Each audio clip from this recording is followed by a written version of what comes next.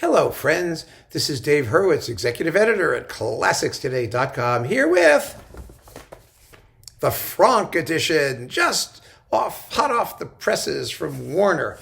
They've been doing these composer boxes. Some of them have been just splendid. They really have. I've been very impressed by a lot of them, and I've reviewed them as they've come out, and this is the latest. It's only 16 CDs because Franck was not the most prolific of composers. And more than that, even though he wrote a lot more than this, much of it has never been recorded or never been recorded complete. I mean, we just got one of his operas, Hulda, the Grand Opera, which has really turned out to be quite good. Really rather lovely in many respects. And none of that's in here, by the way, because Warner doesn't have it. So this is what they have. In fact, so little Franck do they have that they only managed to get 11 discs of like regular stuff and 5 discs of historical recordings, some of which are the most interesting things in the box, by the way. So let's go through the box. We have to go through the box, and I will tell you what's in it. And you get a book, with little notes, but it doesn't give you a track listing. Of course not. It's a budgie thing. So we have to go disc by disc. Here they are. They're the same. See, it's not really original jacket stuff. Well, they have lots of paintings and things. Who are those people? I have no idea who those people are. All right. Anyway, let's just go through it, shall we? It begins with instrumental music piano works, beginning with the Les Plaintes d'une Poupée, the complaints of a doll. Wasn't that adorable? 1 minute and 55 seconds of it. Then the danse lente, the slow dance. Then we get like the heavy-duty stuff. That's with Pascal Devoyant. Then we have Aldo Ciccolini playing the prelude. Yeah, that's great, isn't it? The prelude, chorale, and fugue in B minor, and the prelude, aria, and finale in E major. These are big major works, really seriously major works. In fact, the prelude, aria, and finale is 10, 6, 6, about 20, 23, 24 minutes long. I mean, it's sonata length. They're wonderful, wonderful pieces and virtually unknown. Now, they have been, since this came out and Ciccolini did them, of course, they've been recorded many times over by some fabulous pianists. And so these Ciccolini recordings are a little bit, they may not be the best show in town, but they're perfectly respectable. And then there's the prelude, fugue, and variation, which is transcribed from the organ version for piano. So that's on here. And the music's so terrific and so distinctive and unusual and unlike anybody else. It's amazing stuff. Then we've got organ. Okay, the organ works. Now, Franck's organ music, he's one of the few people who wrote organ music that's like, I can tolerate, that I like, that I actively seek out. Let's even put it that way. I go that far. I mean, first of all, the mature organ works only consist of about 2 discs worth of stuff, which is really nice. And then it's just incredibly beautiful, spiritual music. Some of it's just huge and bombastic and fun. But it's so characterful. And we have Marie-Claire Alain playing most of it, and she's fantastic. You get the trois pièces for big organ, the pièce héroïque, the cantabile, and the fantasy in A major, which is particularly lovely. And then the grand pièce symphonique, which is kind of like the Liszt sonata. It's this big, huge monster thing. It's like 20 some odd minutes long and a single unbroken wedge movement thing.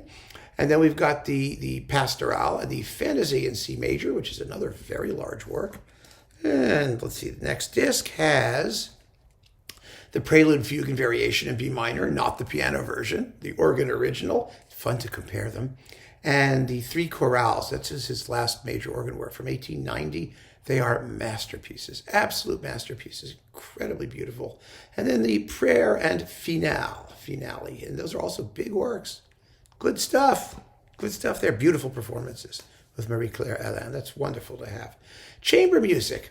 Okay, now there is a lot of chamber music, including like 3 really brilliant piano trios that are not in here. So these are like the major piano works with a couple interesting other things. There's an Andantino Quietoso for violin and piano, and Grand Duo number 1 sur motif de l'opéra Gulistan de Nicolas Marie Dalirac in B flat major. I hope that was perfectly clear. There's going to be a quiz when this is over. with Augustin Dumay and Jean-Philippe Collard. And here we have the piano quintet, which is one of the late masterpieces, with the Muir String Quartet. And it's very, very good. It's really just terrific. So that's nice. And we've got, let's see, what else have we got? The Violin Sonata. This blew my mind. Remember that Renaud Capuçon just did a lousy Franck Violin Sonata with Martha Argerich for Deutsche Grammophon. Well, here's his earlier one, and it wasn't so much earlier. Well, it was a while back, 2014, but he's at it again after only, well, I guess it's 8 years, but it's 8 years too many, with Katya Bunyatishvili. And it's better than his Argerich one. There's no question about that. It's less affected. It's less self-indulgent. But he's still not a great violinist. I don't care what anyone says. He still has a sort of a squeaky tone. And the balance here sort of favors the violin at the expense of the piano, which isn't a good thing. I just don't find him very appealing. I find him rather droopy. And actually, but fortunately for this edition, I mean, the Violin Sonata is Franck's most popular work. So there's like a zillion versions that we get to hear. We'll get to more of them in a moment. The string quartet with the Quatuor Paranin. The Paranin Quartet string quartet performance is famous. There aren't that many versions of the Franck string quartet for some reason. It's a big, big, serious piece. I don't think the Paranin Quartet is one of the world's great ensembles, but they get through it. Without shaming themselves, and there are better ones out there, so it's okay. Okay, we get the Redemption, the Poème symphonique with, Michel Plasson. It has a speaker, an archangel, and a chorus, and all kinds of people. It's really a cool piece. It's lovely work. I mean, again, this is something that never gets played. It never gets played. Why do these things never get played? They're very beautiful. Then we have Les Djinns and the Variations Symphoniques with Aldo Ciccolini again, and Sichet, the complete thing with chorus, yay, with the Liège or Philharmonic, the Orchestral de Liège under Paul Strauss. This was in that big Liège box that I talked about a while back, and this is the original version of it. It was originally recorded for EMI. And here we have, let's see, Les Éolides with Armin Jordan and the Basel Symphony Orchestra. Les Chasseurs Maudits with Muti and Philly. It's a good performance. The sonics, as often with Muti and Philly, with Muti and everything for some reason, were a little bit iffy. It could have had a little bit more bass and whatnot, but it's a fantastically exciting performance. And the Symphony in D minor, the Philharmonia with Giulini, which is a very, very good Symphony in D minor. That was a good pick. That really was. I mean, they could have done something just awful, but they didn't, thank goodness, although Erato has some really nice performances of the Symphony in D minor as well. But, okay. Then we've got vocal and choral music. We have a bunch of songs with Fischer Dieskau, Victoria de Los Angeles, Hartmut Hall, the Bath Festival Orchestra, Yehudi Menuhin, and Marie-Claire Alain doing the organ, because they've got the Panis Angelicus here, of course. 400 versions of that, too. And then Les Béatitudes, the whole Les Béatitudes, another major, major choral work that doesn't get done. It is a little droopy, I mean, let's face it, but it's, again, extremely beautiful. And if you're in a beatitude in this mood, what the hell? Have yourself a beatitude. I mean, why not? It's just wonderful. And there's like this thing called Dextera Domine with an organist and a choir. It's 10 minutes long. It's a serious little choral thing there that nobody knows. And we have transcriptions and arrangements. We're already up to CD 11. You see what I mean? You get through the major works very, very quickly with Franck. So we have, let's see, the Violin Sonata transcribed for cello with Edgar Moreau and David Kadouche piano. And then we've got the Violin Sonata transcribed for flute with Jean-Pierre Rampal and Pierre Barbizet. Ooh, baby. And it sounds, I don't really care for it on the flute. I mean, the flute just sounds too much like a flute. It's fluty, and the work it's okay on the cello. It's a little too dark, of course, but it's okay on the cello. But on the flute, I've heard it done on the flute, I must say. I heard it done with Ruth Laredo and the flute person who ran around with Ruth Laredo.